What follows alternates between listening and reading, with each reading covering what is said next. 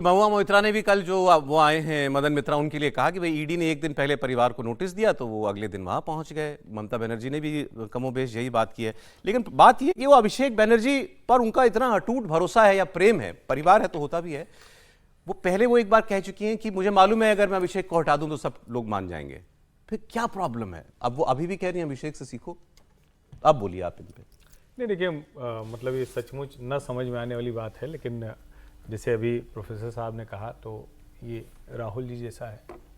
सोनिया जी भी तो जानती हैं कि अगर राहुल को पीछे कर दिया होता तो न G23 बनता, न बहुत से राज्यों में सरकार जाते जाते चली जाती, न बहुत से नेता पार्टी छोड़कर चले जाते। लेकिन उन दोनों माओं को लगता है, ठीक है वो भतीजा है, लेकिन दोनों माओं को लगता है कि हमारा बेटा बहुत काबिल है, बड़ी लड़ाई लड़ रहा है। अब समझ में नहीं आता कि ममता बनर्जी ये क्यों नहीं समझ पा रही हैं कि ठीक है बाकी तो सब अपनी जगह है। जब आपके ऐसे लोग जो आपकी चरण वंदना में दिन रात डूबे रहते थे, मदन मित्रा से लेकर सारे लोग, वो अगर जा रहे हैं तो वो अभिषेक की वजह से नहीं जा रहे हैं, वो ओवरऑल आपका आधार खिसक चुका है। मतलब जो मूल बात जी मैं इस बात से सहमत ये ना कहना, अभिषेक तो बहाना हाँ ये कहना ठीक नहीं है कि अब अभिषेक की वजह से जो कुछ होना था वो तो हो चुका। लेकिन अब ये लोग जो जान रहे हैं ये आपकी पार्टी का आधार खत्म हो चुका है। जैसे कहते हैं ना कि अब कोई वापस लौटने की उम्मीद नहीं है, लौट कर नहीं आएगा। वो जैसे देवेंद्र फडणवीस ने कहा था ना कि समंदर किनारे घर मत बना लेना कि लौट के फिर आऊंगा, तो ये लौट के आने की उम्मीद नहीं, तो इसलिए सब घर बना रहे हैं। अब मैं आपको कह रहा था वो अत्याचार जो कांग्रेस कर रही है ममता बनर्जी के ऊपर, 20-21 जुलाई की तारीखें बड़ी इंपॉर्टेंट हो गई हैं। 20 से मानसून सेशन है, 20 तारीख को वो जम्मू कश्मीर वाले दिल्ली में प्रदर्शन कर रहे हैं, उसमें भी सारे अपोजिशन पार्टी उसको बुलाया है। 21 को एनडीए की मीटिंग में कौन कौन जाएगा, और 21 तारीख को इनका शहीद दिवस बनता है टीएमसी का, और कांग्रेस भी मनाती है। साल मुझे याद नहीं है, लेकिन लेफ्ट की सरकार में गोली चली थी, प्रदर्शन हो रहा था कांग्रेस का, 11 यूथ कांग्रेस वर्कर्स की मौत हो गई थी। उस दिन को कांग्रेस पार्टी तब से शहीद दिवस मनाती है। फिर ममता बनर्जी ने अगले दिन कल की टीएमसी बना ली तो वो भी उस दिवस को मनाने लगी। तो अब कांग्रेस के जो प्रदेश अध्यक्ष बने हैं वहां पे, इनका नाम है शुभंकर सरकार। इन्होंने कहा कि ममता जी हमारे मंच पे आ जाए शहीद दिवस में, हमें कोई प्रॉब्लम नहीं है। ममता जी हमारी पार्टी ज्वाइन कर ले, हमें कोई प्रॉब्लम नहीं है, अच्छा होगा, बस एक शर्त है, ममता जी सार्वजनिक तौर पर इस बात के लिए माफी मांगे कि उन्होंने कांग्रेस छोड़ के अपनी पार्टी बनाई, और स्वीकार करें कि ये मेरी गलती थी, तो आ जाए हमारी पार्टी में। देखिए थोड़ी सी कोई पूछ रहा है जब ममता बनर्जी को आपने बुलाएंगे, मैं बोल रहा हूं हमारा प्लेटफॉर्म ओपन है,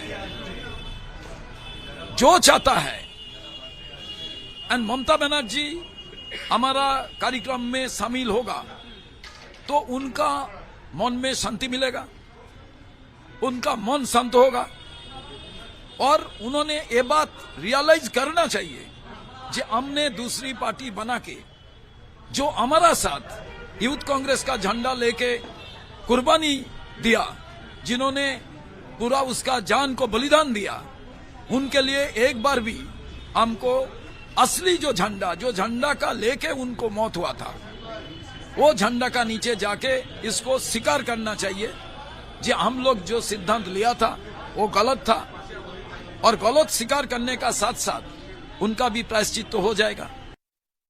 प्रायश्चित करें ममता जी कि मैंने पार्टी बनाई है ना, और फिर आ जाए, ये है ऑफर। तो और आप लोग कहां मर्जर करा रहे थे? पता नहीं, जितने जब ये कांग्रेस के अध्यक्ष चड्डी पहन करके घूम रहे होंगे उस समय ममता बनर्जी जो है वो राजनीति में की शेरनी थी, जेपी के बोनट पर चढ़ करके और संबोधन की थी भीड़ को। तो ऐसे जुझारू व्यक्तित्व को आप इस प्रकार से चैलेंज कर रहे हैं कि आप आ जाएं और पश्चाताप करें। सच तो ये है कि पूरा का पूरा पश्चिम बंगाल कांग्रेस जो है वो लेफ्ट के हाथ तो बिका हुआ था और लड़ने की अपनी क्षमता खो चुका था।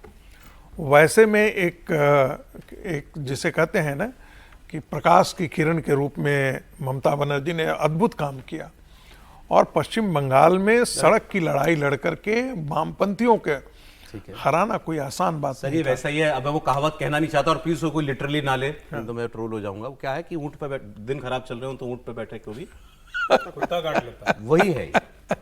दिन खराब चल रहे हैं तो आप कुछ भी कह लो आज ममता बनर्जी के लिए कि बिल्कुल माफी सही। मांगो, प्रायश्चित करो। बिल्कुल सही। अगेन कह रहा हूं मैं, लिटरली नाले में केवल एक नहीं, आज भी ममता बनर्जी का वोट प्रतिशत के आगे कांग्रेस कहीं नहीं है। अरे नहीं, कल ये जो मदन मित्रा ने जो पार्टी छोड़ी कहीं नहीं है, है। उन्होंने भी एक बात कही।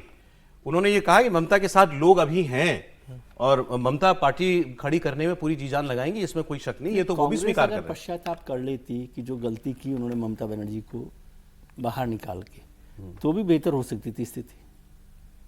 तो कांग्रेस होती 15 साल सत्ता में। हाँ, मैं कह रहा हूँ कि कांग्रेस के पास अब भी वक्त है कि वो नहीं, नहीं, पश्चाताप नहीं। करे कि भाई ममता को बनर्जी निकाल को यदि राहुल गांधी की जगह राष्ट्रीय अध्यक्ष बना दिया होता तो कांग्रेस की दशा बेहतर होती। अब मैं कंफ्यूज हो गया हूँ कि आप लोग किसके वजह ले रहे हैं, टीएमसी के कि कांग्रेस के? सर आपने भी सर, कहा, हाँ, उसने एक सोनिया गांधी पश्चाताप कर लेती राहुल गांधी को अध्यक्ष बनाने का, तो कांग्रेस की हालत नहीं होती। अगर राहुल गांधी को नहीं बनाती तो कांग्रेस इस हालत में पश्चाताप होती। दिवस है क्या? जो हालत बना के रखी राहुल गांधी ने कांग्रेस की, तो पश्चाताप सोनिया गांधी को करना चाहिए था कि पुत्र मुंह में मैंने पार्टी का ये हालत कर दी है और अभी उससे वो उभर नहीं पा रही है। सर उनके लिए तो बड़ा बात सिंपल बंगाल है, की- उनका हर घर में एक सेफ होता है। ठीक, पहले हम लोग, अब आजकल चलन खत्म हो गया, नहीं तो पहले सब घरों में जो है लोहे की अलमारी होती थी। लोहे की अलमारी को खोलिए तो उसके अंदर एक छोटा सा लॉकर भी होता था, उसकी अलग चाबी होती थी। उनको बस कुछ नहीं करना, इनका पासपोर्ट उसमें रख देना है सोनिया जी को, वो कहीं नहीं जाएगा।